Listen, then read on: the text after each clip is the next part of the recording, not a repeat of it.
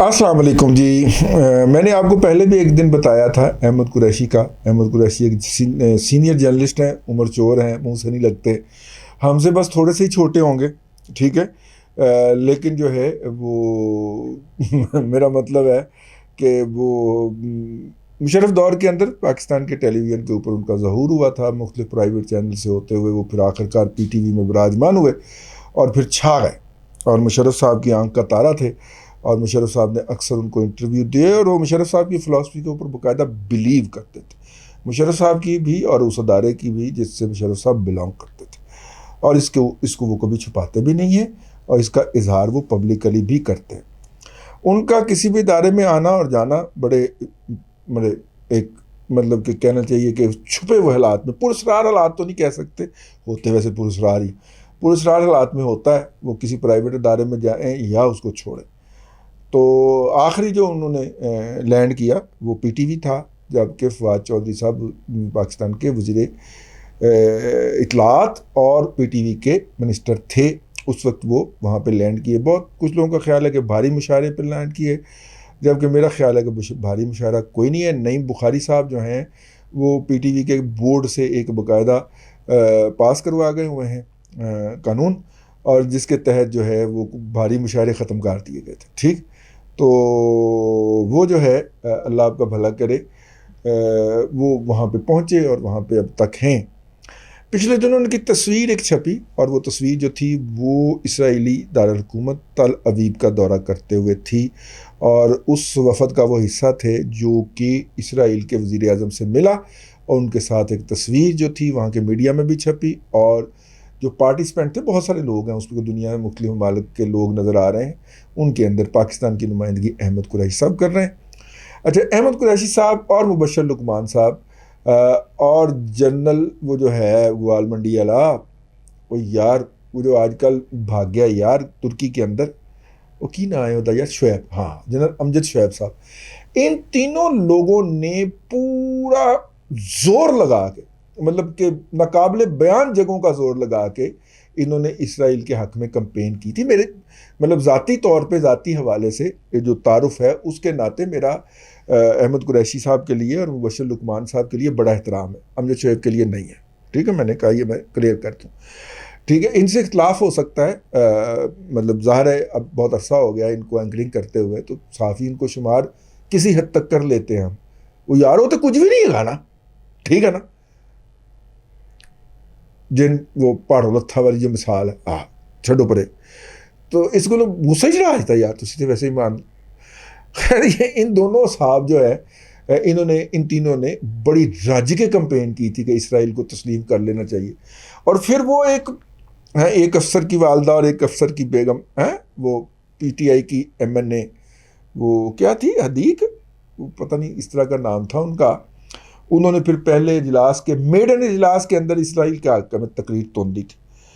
अब ये जो सारे काम हो रहे थे, फिर एक इसराइल का तैयारा आया था, बम्बार्डियर कंपनी का जो तैयारा था, जो इसराइल का कोई ख़ास पर्सनैलिटी पाकिस्तान में तशरीफ़ लाई थी, और उन्होंने 4 से 5 घंटे इमरान खान के साथ वज़ीर-ए-आज़म हाउस में गुजारे थे। ये वाक़यात, अब इन वाक़यात का सम अप जो है वो अहमद कुरैशी साहब की ट्वीट में है। और अहमद कुरैशी साहब फरमाते हैं कि जनाब इमरान खान अपने ख़ानदानी और सियासी मजबूरियों के बायस इसराइल को तस्लीम करना चाहते थे, और इसके लिए बाकायदा जो था वो पाकिस्तानी अदारों को हदायत जारी हुई और उस पर अमल दरामद हो रहा था।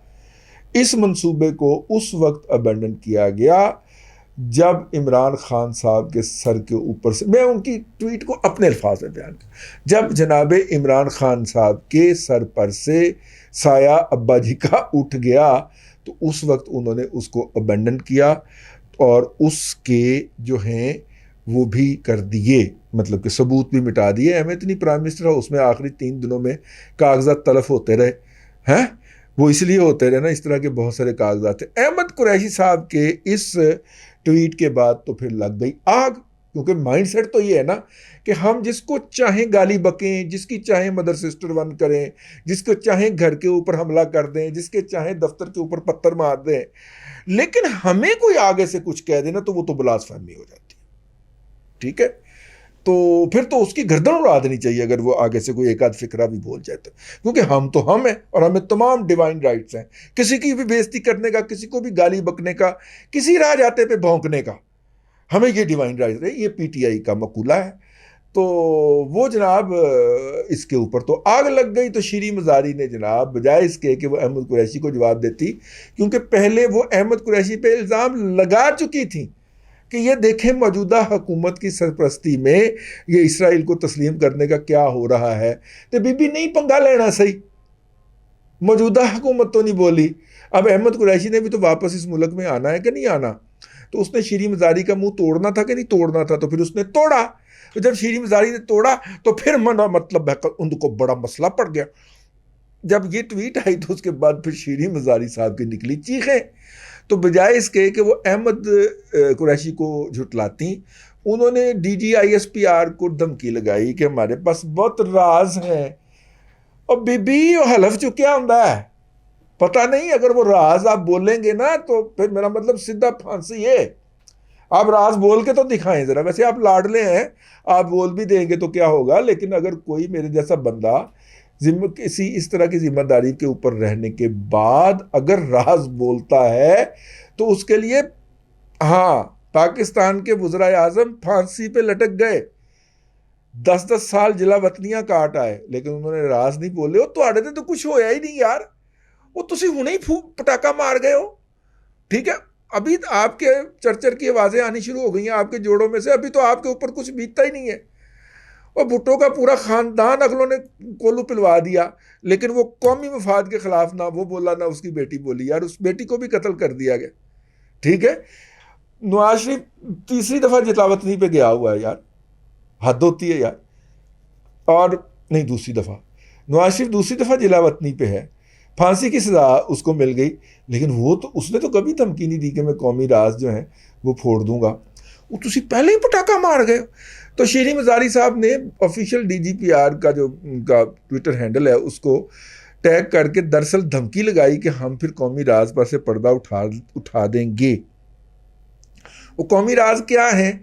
وہ قومی راز وہی ہیں جو امجد شعیب صاحب بیان کیا کرتے تھے. دیکھیں نا، 3 کریکٹر تھے نا، ایک میرے بھائی مبشر لقمان صاحب، ایک احمد قریشی صاحب، اور تیجے جنرل ریٹائرڈ امجد شعیب صاحب. تو جنرل صاحب بھی تو کسی کی نمائندگی کر رہے تھے نا، تو جس کی نمائندگی وہ کر رہے تھے ہو سکتا ہے اس کو اپنی پڑ گئی ہو کہ وہ میرے راز باہر آ گئے تھے، میں تو میرا مطلب ہے کہ سر جی کی کر لینا لوگوں نے تھوڑا. یہ تو بات ہے نا کہ ادھر سے ایک طبقہ تو موجود ہے. اب ہو سکتا ہے کہ وہ نظریے کی وجہ سے ہو، اپنے دین کی وجہ، اپنے ایمان کی وجہ سے ہو، یا پھر ڈالر کی وجہ سے ہو. کوئی ایک وجہ تو ہو سکتی ہے نا، کسی ایک وجہ سے ہو سکتا ہے وہ طبقہ جن کی یہ خواہش مچلتی رہتی ہے، ہر دور میں مچلتی رہتی ہے. یہ ضیاء الحق کے دور میں بھی مچلتی تھی. ٹھیک ہے، کم از کم جب سے ہم نے تاریخ کو بڑا کلوز سے ایز اے جرنلسٹ دیکھنا شروع کیا ہے. یہ جو ہے یہ مشرف کے دور میں بھی بڑی تھی. آخری وقت میں مشرف نے جا کے اقتدار کی بھیک کن سے مانگی تھی؟ صہیونی یہودیوں کی جو سب سے مؤثر تنظیم ہے امریکہ کے اندر، اس کے ناشتے میں گیا تھا نا. جب ہٹا دیا گیا تھا تو پھر انہیں کہا کہ مجھے دوبارہ برس اقتدار لائیں. وہ آڈیو بڑی واضح ہے، آپ سن سکتے ہیں. تو آخری ان سے جا کے مانگی تھی. تو ان کے دور میں بھی اسرائیل کو تسلیم کرنے کی انٹرنل پریشر بھی تھا اور ایکسٹرنل انٹائسمنٹ بھی تھی، لیکن کسی نہ کسی وجہ سے شاید پیسے نہ پورے لابرے ہوں. ٹھیک ہے نا، ورنہ قاضی حسین احمد دائیں طرف کھڑے ہوئے تھے، بائیں طرف کھڑے تھے، اور مولانا سمیع اللہ دائیں طرف کھڑے تھے، فضل الرحمان صاحب درمیان میں کھڑے تھے مشرف صاحب کے. تو روکنا کس نے تھا؟ کر لینا تھا. میرا خیال ہے پیسے نہیں ٹھیک ملے ہوں. باقی اس نے جو کام کیے ہیں اس میں وہ کسی سے ڈرا، اس کے بھی پیسے نہیں پورے ملے ہوں گے. ان کا مسئلہ بھی بیسیکلی پیسوں کا ہی لگتا ہے مجھے. یہ جو باقی جو ہیں، بہرحال جن کی خواہش ہے وہ اپنی خواہشات کے گھوڑوں کو اس قدر نہ دوڑائیں، قابو پائیں. اور جو ہے بہرحال وہ جعلی خبریں چلانے والے جو ہیں وہ 80 ارب ڈالر کے عوض پاکستان کا ایٹمی پروگرام جو ہے وہ ختم کرنے اور اسرائیل کو تسلیم کرنے کی خبریں پی ٹی آئی کی اپنی ویب سائٹ کے اوپر لگا کے اس کو پھر شیئر کرنے کا جو گھٹیا کام وہ کرتے ہیں، اس قوم کے ذہنوں کو مسموم بنانے کا، اس کے اوپر وہ لگ چکے ہوئے ہیں.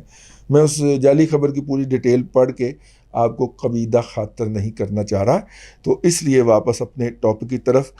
احمد قریشی کی جو ہیں جہاں جن کے کہنے کے اوپر یا جن کی سفارش کے اوپر وہ مختلف جگہ پہ اپوائنٹ ہوتے ہیں اور وہاں سے ٹرانسفر کیے جاتے ہیں نئی عہدے کے لیے, وہ بھی وہیں کے ہیں جہاں کے وہ تھنک ٹینک ہیں جہاں پہ سربراہ کے طور پہ شیریں مزاری صاحبہ کام کرتی رہی ہے. ٹھیک ہے, تو ان کی گھر کی لڑائی ہے, کوئی نہ کوئی صلح کروا دے گا, کوئی نہ کوئی اعلیٰ افسر جو ہے ان دونوں کی آپس میں صلح کروا دے گا. بہرحال ہمارے لیے 4 دن کے لیے انہوں نے, میرا مطلب ہے, انجوائمنٹ کا سامان پیدا کر دیا ہے, لہٰذا واچ اینڈ انجوائے. ٹھیک ہے, اب تک کے لیے اتنا ہی. اللہ آپ کو آسانیاں عطا کرے اور آسانیاں خلق خدا میں تقسیم کرنے کی توفیق عطا کرے.